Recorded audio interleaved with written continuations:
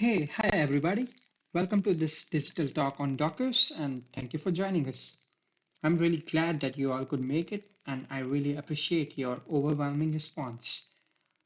But at the same time, I want to be transparent here because I have been allocated time slot of just 25 minutes and this topic is huge. So I'll be quickly briefing you about the agenda of this session, covering what all we are going to learn and who is this session for, and followed by a little bit about me, a brief introduction about me, and finally moving over to the Docker and so on. Okay, so let's start with who is this session for and what would we be learning? How would we be benefit with this session? The session on Dockers is for anybody, be it developer, an architect, manager, or even product owners, or literally anybody who doesn't have any idea about what Docker is or what container is, and if they are interested in exploring these terminologies. At the end of this session, I will be giving you time for your questions, but in case I am not able to answer all of your questions, then please feel free to reach out to me on LinkedIn and send your queries over there. At the end of the session, you will be able to understand why, what, and how Docker and container works, and you will be able to implement Dockers in your microservice or cloud-based environments, setting up local development systems, or even defining a new test strategy using Dockers. I hope that the agenda is very clear now. So let me just go to the introduction about me. So my name is Kush Sharma, and I am 25 years old. I'm a cloud Java engineer at SAP Labs Bangalore office, India. It's a beautiful campus out there, and I work on SAP Cloud Platform developing various services for the cloud platform. I have almost 4 years of experience as a software developer, and I use variety of tech stacks during all of the 4 years. I have shared my LinkedIn profile here, so in case you want to connect with me, please feel free to do that. Now let's come over to the main topic, our main agenda. What is Docker? So even there was a time when I was confused that Docker is really complex. I do not understand. So today I'm here to explain that it isn't that hard.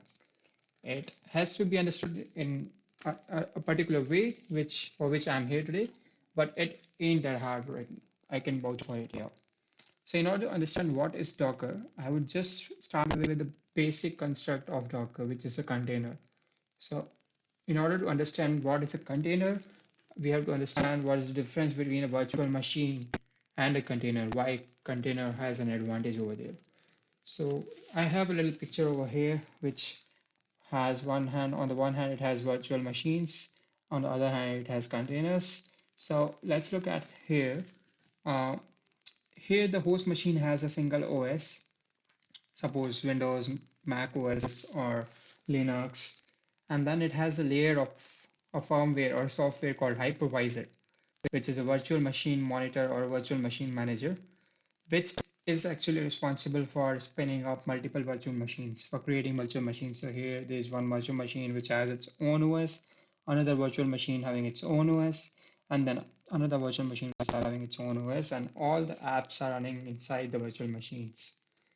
Okay, but on contrary or in contrast to that, on the right hand side, I have a host machine which runs on a single OS, and there's a layer of software called Container Manager, which is responsible for spinning up containers here. But in this case, each container runs its app in its isolation.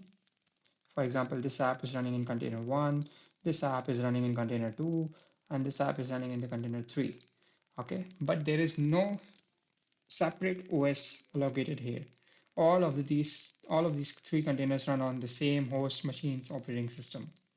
So this is where containers have an advantage, and that's why I believe that containers are almost just like VM. They have their own file directory, file structure, but it's not a VM. It's like a VM, but not a VM. Okay. So why we should consider Docker? Okay, so Docker is that container manager which spins up multiple containers. It's software which spins up or creates the containers. But why is it that we should use it? So first is it is lightweight. because all containers run on the host OS only, so definitely it's lightweight. Second is it's fast because containers spin up within seconds. It's definitely fast. You can run a container, you can stop, delete container, and then you can again spin up another container within fraction of seconds or just by one command.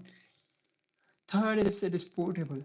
So portable for sure. All the Docker images, I'll tell you, I'll come up what is an image later on in few minutes from now, but just bear with me. So we can port a Docker image. You can just think that it's a container only for now. We can give particular image to literally anybody in anywhere in the world. It can be shared with anybody and it can be run the same way, like in fraction of seconds using the same commands.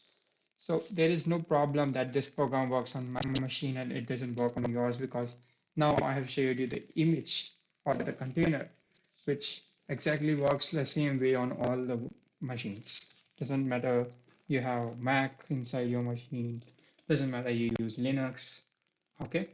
And plus all the containers or Docker technologies are easy to use. We'll see about that once I'm giving a hands-on, you'll feel that it's damn easy to use.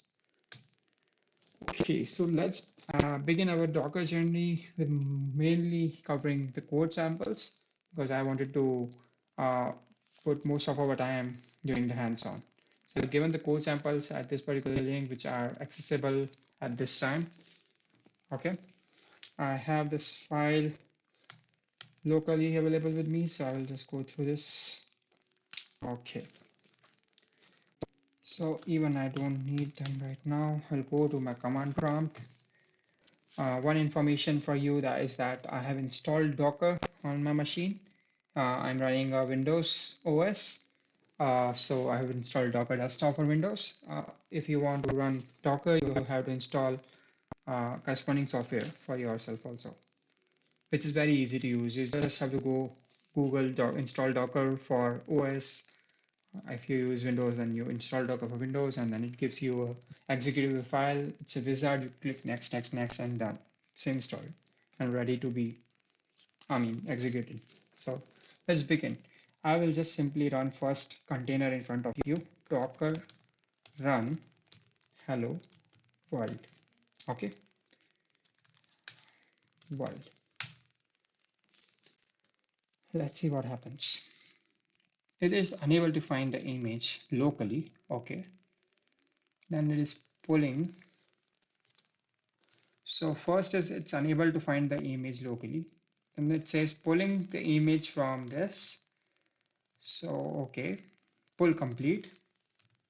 Status it is downloaded, image is downloaded, and then hello from Docker. Wow, this is exactly the execution I was looking for. What we have done here is that we have given a command Docker, please run this image for me.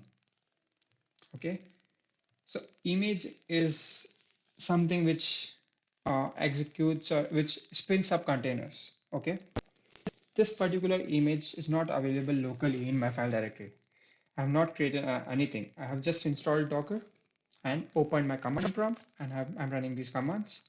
So Docker says, okay, I don't get this hello world image locally. There is no such file locally in this directory. Okay, in this directory, there is no such file called hello world. So it is unable to find it locally. Then it starts pulling that image hello world from Docker Hub. So let's go and see what is the Docker Hub.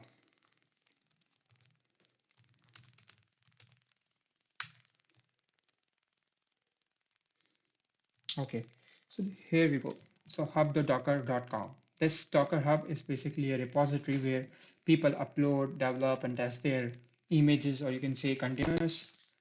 For example, we have official images of Nginx, which is an app server, MongoDB, Alpine, Node, Redis, and lot more. Lot more. Okay. So one such image was Hello World, which was available at Docker Hub. And what this image is responsible for is this image, once it is fetched from Docker Hub, it will spin up a container, it will run a container. The container will do its job, which it has done here. Docker, hello from the Docker. This is being pinned by the running container, and then the container will stop. Okay, So this is what has happened. It is unable to find the image locally. It pulls from the Docker Hub. Pull is complete. Downloaded the image. It has printed and done. Let's see if the container that was spinned up by the image, is it running or not? Docker ps is one such command which will give you the list of running containers. Okay, so there is an empty list, there is no output, there's no container id, no image name. That means there's no container which is running. So I will see the list of all the containers, which means running as well as stop containers. Okay, oh, I see there's one value, container id generated from image hello world. Yes, this is what I executed the command docker run hello world. So what happened is docker ran this hello world. It fetched the image called hello world, and then it spinned up a container with the id this. The container was in running state and it printed this statement. It is the behavior what was defined inside the container. Somebody would have uploaded this particular image hello world with the behavior of the container to be displaying the hello from docker text. Once it was done, the container stopped. It was not in running state. Okay, because this command gives all the running containers, but there was no output.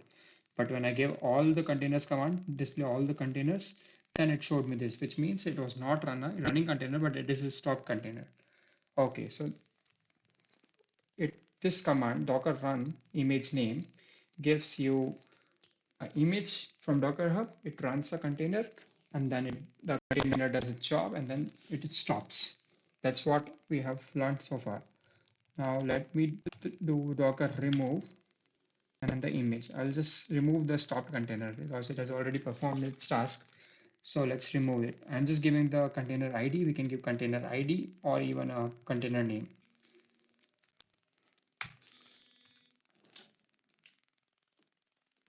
Okay, so container is removed now. We can see docker ps-a. It will give an empty list because now there is no stop container also, we have removed it. But at the same time, we will see the image is still available. The image which spinned up this container is still available. Okay, so we will remove the image also. Docker remove image and the container, the image ID fce. So docker remove image RMI and the image ID fce. I'm just using the initials because it works well with the Docker.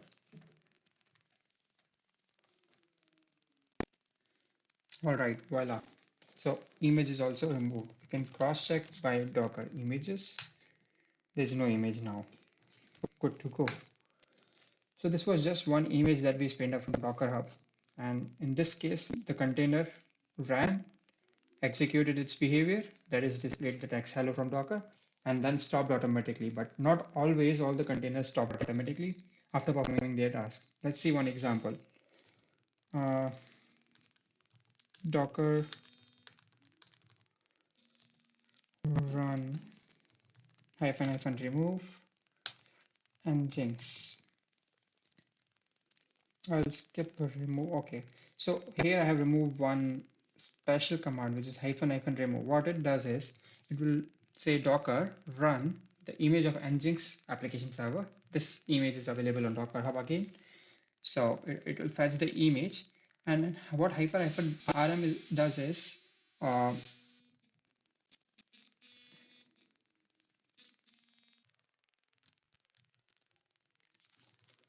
so what rm does is uh, once the Docker fetches the image and starts the container, and the container does its job and it gets stopped automatically, then it will remove the container automatically. We do not have to separately execute a command for that. Remember, once the container is stopped, it will be removed automatically by Docker. Okay, so let's execute this command. Obviously, the image is not available locally, so it will fetch from Docker Hub. The Nginx image will be fetched from Docker Hub. Pull is complete, image is downloaded.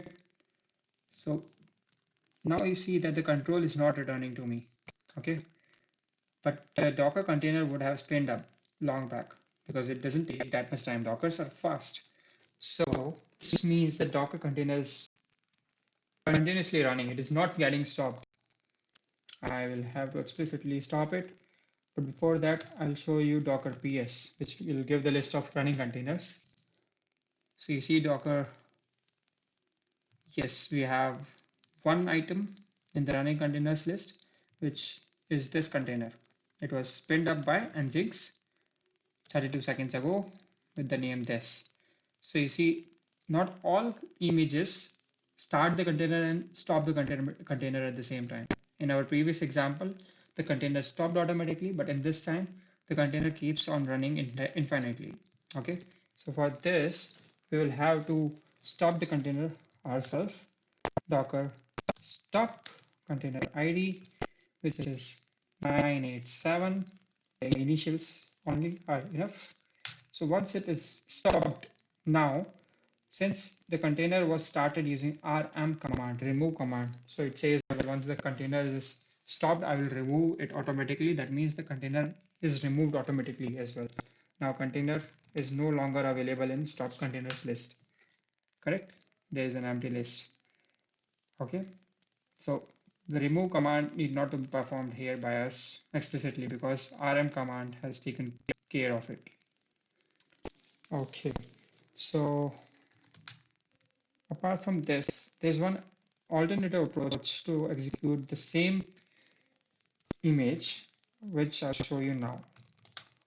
Docker run hyphen hyphen rm hyphen d hyphen p 1234 80 nginx. So what this command will do is it will ask Docker to run nginx image from our Docker Hub, obviously, and then map the ports, the local machine's port 1234 to the container's port 80. Okay, left hand side of column is the local machine's port, host machine port, and then right hand side is the container's port. It will map the ports, and hyphen D, what it does is hyphen D stands for detached. So even if the container is running continuously, it's not getting stopped, then automatically it will give us the control. I don't have to do press Control C and take the control manually. So it will just take the control automatically. Let's see that. You see that? Now the Nginx image is pulled again, it spins up the container, and that container is running. It's not getting stopped, but I don't have to explicitly take control. It has given me the control right now automatically. So if I see Docker PS, there should be a running container now. Yes, there is. See that? So this is a container spinned up by the image Nginx, and it was created 18 seconds ago. The ports, you see. So localhost 1234 port is mapped to port 80 on the Docker container, and the container name is this. Okay. So this is also done. I want to tell you that since the Nginx server is running now, so if I try to do start http localhost 1234, you see that the Nginx server is running here. Why did it run on localhost 1234? Because it was mapped to port 80 on the Docker, and Docker port 80 we have a container running. So this is how Dockers work. Okay, so I will quickly stop this. Stop the container with the ID F9B, F9B. So now container will be stopped, and then I don't have to remove it myself because I have used rm command. It will not be there in the docker ps-a command list. Oh, sorry, there's a typo.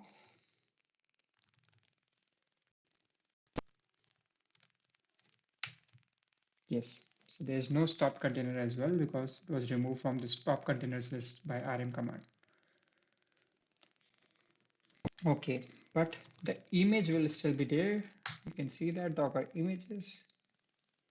Yes, the image is there. So I will do Docker remove image, and the image ID is 6678. 6678. I'm just using initials, and then the image is also removed. So if I do Docker images again, there will be no image. Okay. So now coming to our next example, which is like running a DB inside a Docker container. Sounds good, right? So let's start a Postgres container inside Docker, for which I will do Docker run hyphen remove Postgres.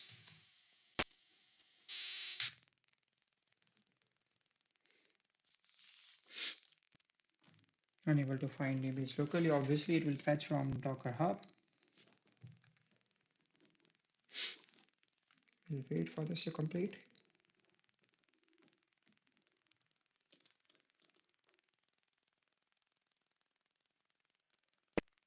Okay, so there's some error here. What does the error say? The database is uninitialized and super user password is not specified. You must specify a Postgres password environment variable, or you may also use Postgres host auth method trust in the environment variables. Okay, so one of these two environment variables have to be set before running. So I will do once again docker run hyphen rm, and then I'll provide one of these two variables in the environment variable. So hyphen e is for environment, and then Postgres password equal to, I will just set it to Postgres only, and then hyphen t.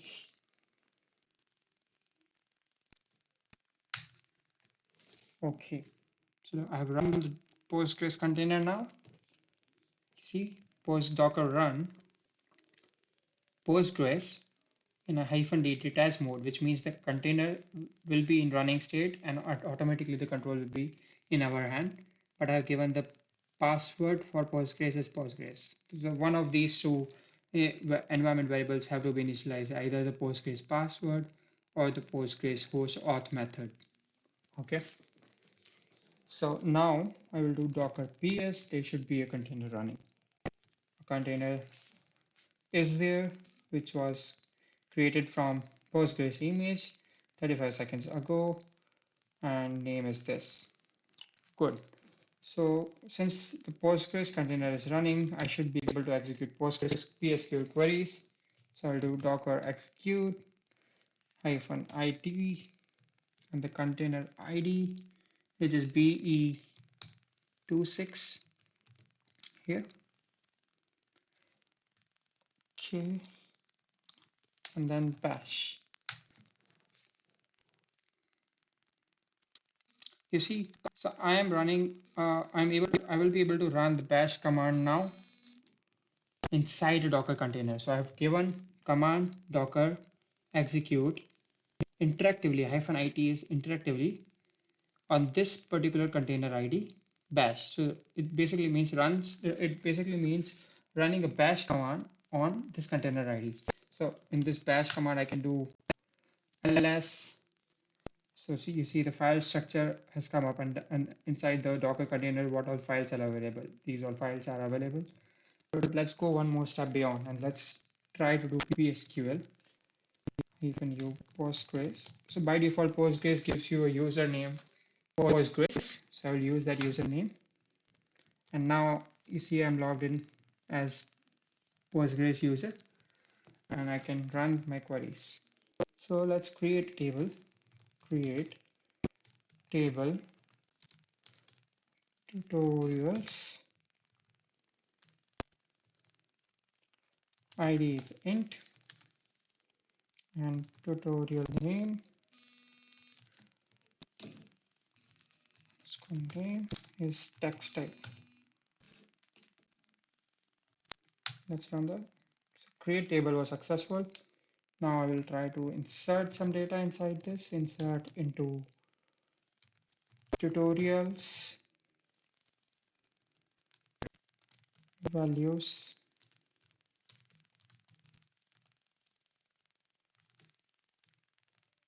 one, and then I will say linear algebra.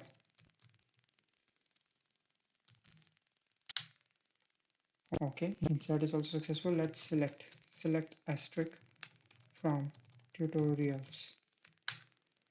And you see that the complete table structure is visible here. So I'm just running the PSQL queries inside the Docker container right now. But one important point to note is if I do docker stop, where's the container ID? BE26 BE2 docker stop. Okay, wait, I have to come out of this.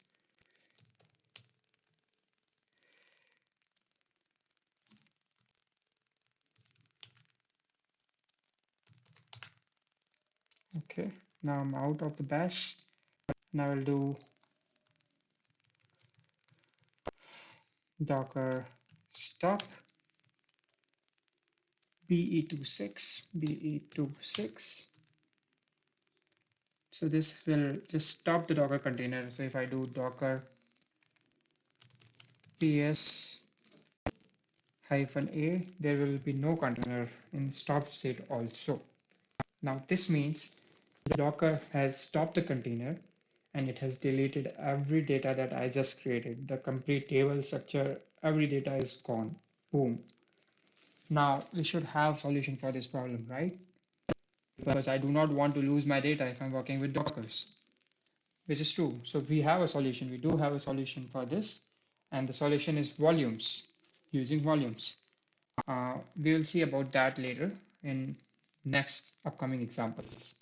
Okay, so this spinning up a DB container is also done. Uh,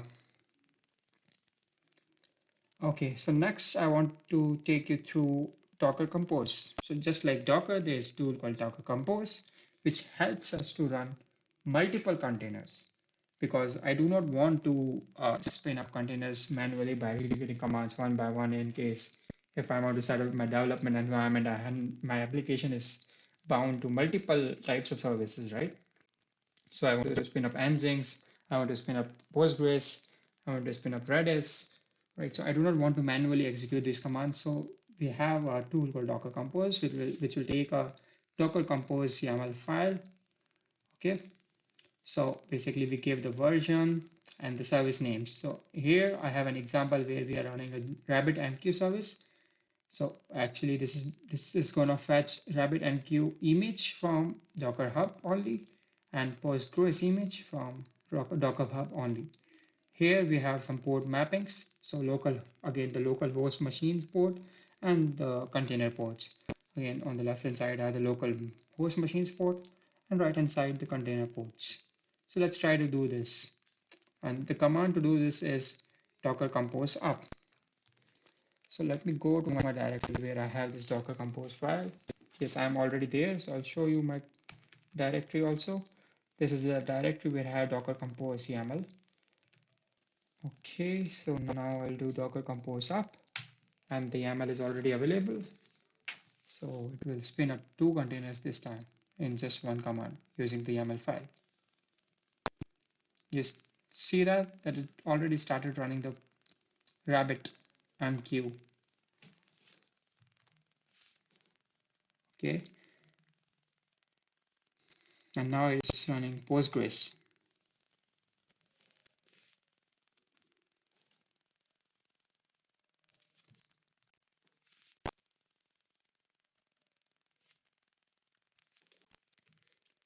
Let me open another command, docker ps. So it will give us running containers. Let's see what we have. So one container ID is this, and it is spinned up from RabbitMQ image. Okay, and the ports are 5672 local host to 5672 in the container port. Okay, so one container is running, which is from RabbitMQ image, and then let's see -a, which will give us stop containers also.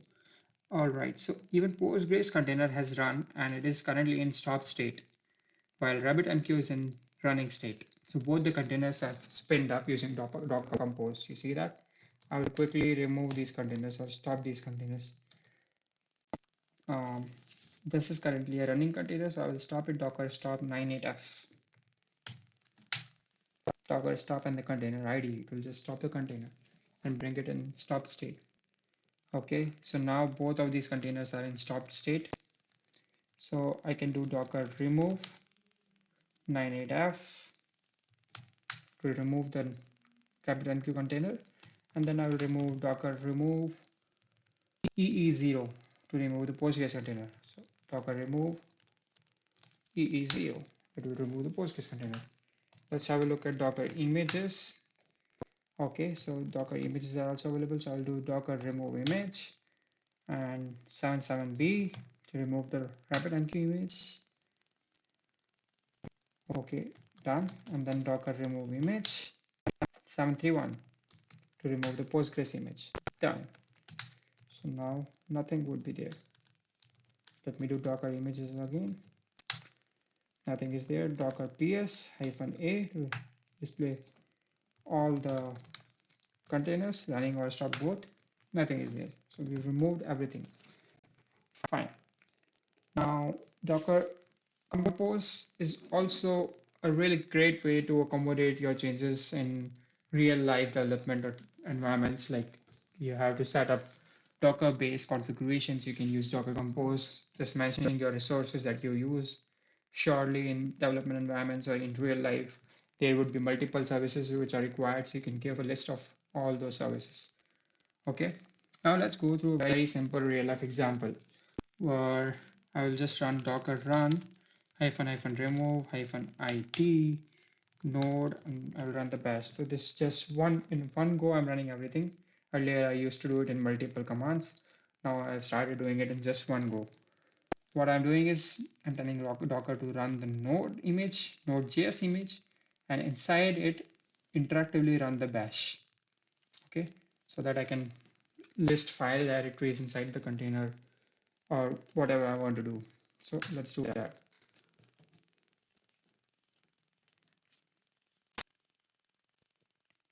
Obviously, the Node.js image is not available locally, so it will pull from Docker Hub.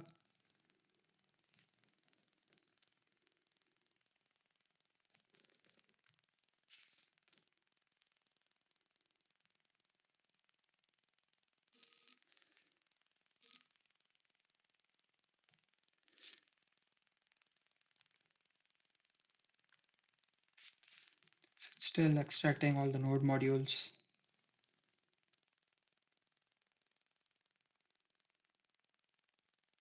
Okay, done. Now let us do node hyphen version. You see that I'm already inside a bash. So let's do node hyphen version. Okay, version 13.10.1. So yes, node is installed inside this container and I'm able to run node commands. Let's do something more like echo console.log all the node developers here.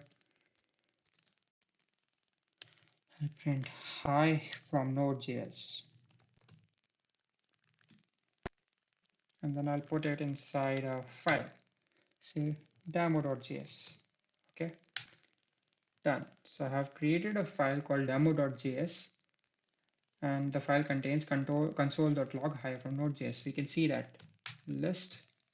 I will just see ls, which will give me a list of all the file directories, and then there should be a file called demo.js. Yes, there is one. See, this is all happening inside a container. So demo.js is also there. I will just see the content cat demo.js. You see what does it contain? It contains the same thing which I've fed it into. Okay, so I'll just see what is my present working directory. It's the root, and I will just run node demo.js.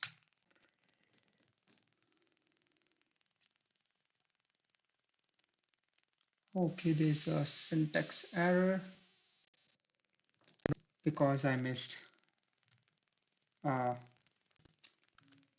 quote. Okay, so let me do echo. I will copy this line again.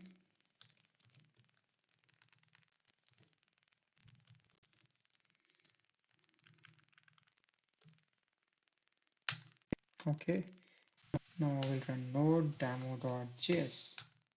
See, hi from Node.js. So we are running a Node.js program without doing any installations from our side, just by spinning up a container. Okay.